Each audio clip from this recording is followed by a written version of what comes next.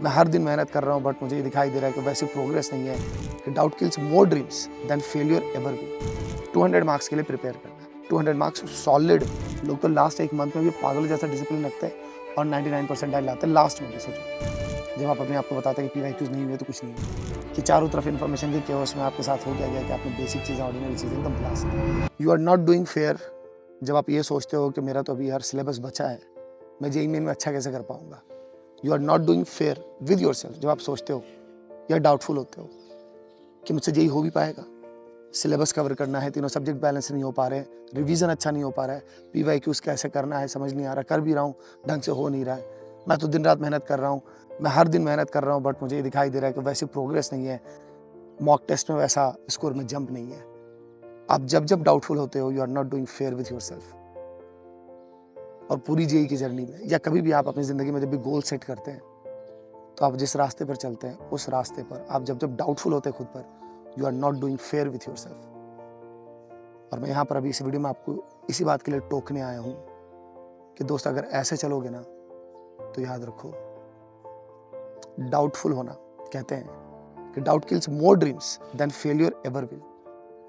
और ये बहुत हार्ड हिटिंग लाइन, मैं जब जब बोलता हूँ, डिस्कस करता हूँ, शेयर करता हूँ, मैं खुद फील करता हूँ कि हाँ, मोस्ट ऑफ द टाइम हमारा डाउट ही तो है जो हमारी कहानी गड़बड़ा देता है।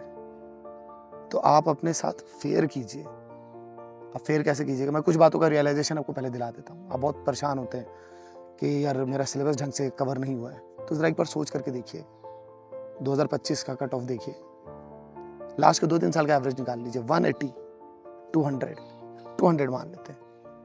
अ सेफ स्कोर या sure short score for 99 percentile is 200। 200 marks total syllabus का कितना है? 2/3 ऑफ द सिलेबस। एक सिंपल सी इक्वेशन निकल करके आती है, 300 के लिए आप प्रिपेयर हो रहे हैं, अरे अब 200 में कुछ मार्क्स ऐड कर लीजिए क्योंकि आप गलतियां करेंगे, ठीक है। एक एवरेज स्टूडेंट मान लीजिए 20 to 30 मार्क्स की गलतियां कर ही डालता है।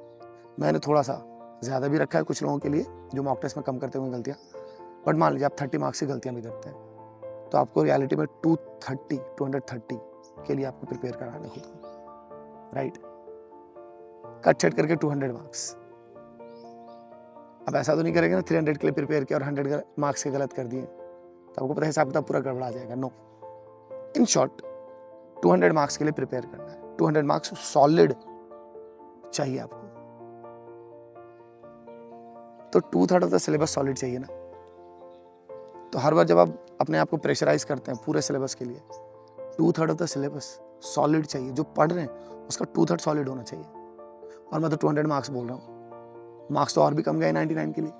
और हटाइए 99, आप क्यों सोचेंगे बार बार 99 के लिए? हर साल ऐसे ढेरों बच्चे हैं जो JEE मेन कट ऑफ की बाउंड्री पर भी रहते हैं, 10-15 मार्क्स ज़्यादा रहते हैं, स्टिल वो JEE एडवांस तक का सफर तय करते हैं और डिसेंट रैंक बनाते हैं। तो आप अपने आप के साथ फेयर नहीं कर रहे हैं ऐसी चीज़ों का प्रेशर लेकर के। ये एक्चुअली इसलिए भी हो रहा है क्योंकि आप जब यूट्यूब पर रहते हैं तो इन्फॉर्मेशन का केओस है और बहुत सारे यंगस्टर्स जो वीडियोस बनाते हैं, सीनियर जो गाइड करते हैं, वो कई बार आपको गलत तरीके से समझा जाते हैं कि इस समय पर आकर के सिलेबस कंप्लीट कर लो। सबसे पहले तो देखो अपना सिलेबस कंप्लीट कर लो, उसके बाद देखो ये XYZ कर लो। नहीं होता है ये। रियलिटी आप देखोगे टॉप कोचिंग्स में भी सिर्फ टॉप बैचेज ऐसे होते हैं जहाँ पर सिलेबस इस टाइम पर नियरिंग टू कंप्लीशन होता है। और वो इसलिए होता है क्योंकि आपको पता है कि जो टॉप बैचेज में बच्चे हैं वो उनका T=0 बहुत पहले का है। तो आप कंपेयर क्यों कर रहे हैं? आपके पास भी तो चांस है ना अच्छे परसेंटाइल लाने का। लोग तो लास्ट एक मंथ में भी पागल जैसा डिसिप्लिन रखते हैं और 99 परसेंटाइल लाते हैं लास्ट में भी। सोचो आपके पास सफिशिएंट टाइम है कि आप संभलें और आप एक शॉर्ट टर्म प्लान और लॉन्ग टर्म प्लान दोनों लेकर के चलें। अब आप अपने साथ फेयर नहीं करते जब आप इस तरह से अपने आप को गलत तरीके से प्रेशराइज करते हैं। मैंने समझाया विद रिस्पेक्ट टू सिलेबस, समझाया मैंने ये भी समझाया आपको कि कैसे आप गलत चीज़ों के इन्फ्लुएंस में आ जाते हैं। नाउ मैंने आपको कोचिंग की भी सच्चाई बताई, राइट। तो आपके लिए ज़रूरी क्या हो जाता है कि आप कम सिलेबस करें बट अच्छा करें। याद रखें आपके लिए 150 आप रियलाइज़ करेंगे, आपने अगर फर्स्ट टाइम JEE मेन देना है आप रियलाइज़ करेंगे 150 भी कितनी टफ चीज़ होने वाली है। क्योंकि आप क्या उसमें डूब जाते हैं, आप डायरेक्शन के साथ नहीं चलते। आप ये नहीं सोचते कि कम करना है लेकिन अच्छा करना है। कितनी सिंपल सी चीज़ है, कितनी ऑर्डिनरी चीज़ है। मैं बार बार कहा करता हूँ कि ऑर्डिनरी चीज़ों का समेशन ही एक्स्ट्रा ऑर्डिनरी रिजल्ट देता है, और लाइफ के हर फेज में आप इसको अप्लाई कर सकते हैं ना। बट वो जो इंटीग्रेशन समेशन है ना, दैट्स द टफेस्ट पार्ट। वो हर दिन होता है ना, वहीं से वो कंसिस्टेंसी का कॉन्सेप्ट आता है, परसिवियर होने का कॉन्सेप्ट आता है, परसिस्ट करने का कॉन्सेप्ट आता है, वहीं से हार्डवर्क का कॉन्सेप्ट आता है। नाउ द नेक्स्ट थिंग जिसके लिए मैं कहूँगा कि आप सबसे ज़्यादा अनफेयर होते हैं अपने लिए, आप मॉक टेस्ट के मार्क्स को लेकर के बड़े परेशान से होते हैं। मॉक टेस्ट के मार्क्स कभी कंपैरिजन के लिए नहीं होते। मॉक टेस्ट के मार्क्स हमेशा, हर बार आपको आपकी कमियों पर काम करने के लिए, एक सही डायरेक्शन देने के लिए, कि जो भी आप स्टेप्स ले रहे हैं, जो भी आपकी प्रिपरेशन के स्टेप्स हैं, जो भी तरीका आप अपना रहे हैं, उसमें क्या क्या लूप होल्स हैं, उनको आइडेंटिफाई करने के लिए होते हैं। ओवरऑल पेपर मैनेजमेंट जिसके डिफरेंट कंपोनेंट्स होते हैं, क्वेश्चन का सिलेक्शन हो जाए, वो टाइम मैनेजमेंट हो जाए, पीस ऑफ माइंड हो जाए, इन सारी चीज़ों को कैसे मैनेज करना है, experience by experience, experience by experience, इसके लिए मॉक टेस्ट होता है। तो अगर आप वो इंसान है जो कि शुरुआत से ही मॉक टेस्ट इसलिए दे रहे हैं क्योंकि आपको लगता है कि मॉक टेस्ट से टॉप रैंक आती है, आप अपने आप के साथ बहुत गलत कर रहे हैं। या पता नहीं आपको किसी ने क्या सिखा दिया है, क्योंकि मैंने जैसे बताया आपको कि सस्ते ज्ञान तो बहुत है यूट्यूब पर, रियलिटी वो आप तक पहुंच ही नहीं पाती। तो मॉक टेस्ट को लेकर के पहले अपने आप को समझाइए कि टाइम टारगेटेड सॉल्विंग के लिए, ओवरऑल पेपर मैनेजमेंट सीखने के लिए, पेपर सॉल्विंग एक स्किल है, वो डेवलप होती है मॉक टेस्ट के साथ। और अभी अच्छा टाइम है कि अभी से आप अपने आप को मॉक टेस्ट के साथ लगा करके रखें। इसलिए नहीं क्योंकि कंपेयर करना किसी टॉपर से। Now coming to third part, PYQs को लेकर के आप बड़ा परेशान रहते हैं, बहुत अनफेयर करते हैं आप अपने साथ, जब आप अपने आप को बताते हैं कि PYQs नहीं हुए तो कुछ नहीं होगा। आपकी जेई की रैंक पता है किस बात पर डिपेंड करती है? बिलीव ही नहीं होगा हो सकता आपके लिए। और मैं ये देखता हूँ कि चारों तरफ इन्फॉर्मेशन के केओस में आपके साथ हो क्या गया कि आपने बेसिक चीज़ें, ऑर्डिनरी चीज़ें एकदम भुला से दी। आपको कुछ तड़कते भड़कते कुछ ट्रिप्स चाहिए, कुछ टिप्स चाहिए। बेसिक चीज़ें कभी नहीं जाने वाली लाइफ से। कुछ भी कर लीजिए, वो कभी नहीं हटने वाले,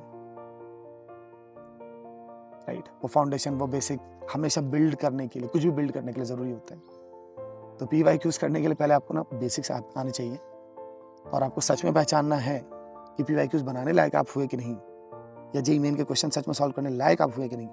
तो पहले आपको ये देखना है कि उस चैप्टर के सबसे ईजी वाले क्वेश्चन कितना प्रो लेवल पर आप कर रहे हो। ईजी क्वेश्चंस, प्रो लेवल का मतलब कि आप किसी को भी समझा पाओ, सॉल्व करके दे दो। Easy, I am not talking about medium. Medium बनाने लायक ही आप तब बनोगे जब आपका ईजी पार्ट, ईजीएस्ट क्वेश्चन बनाने का स्पीड है, एक्यूरेसी है, वो आपको दिख रहा है, फुल है। अब सोचो कहाँ लोगों को लगता है कि बहुत अच्छे प्रॉब्लम बनाएंगे तभी तो जेईई पास करेंगे। और ये सेम कॉन्सेप्ट जेईई मेन के लिए नहीं है, जेईई एडवांस के लिए भी है।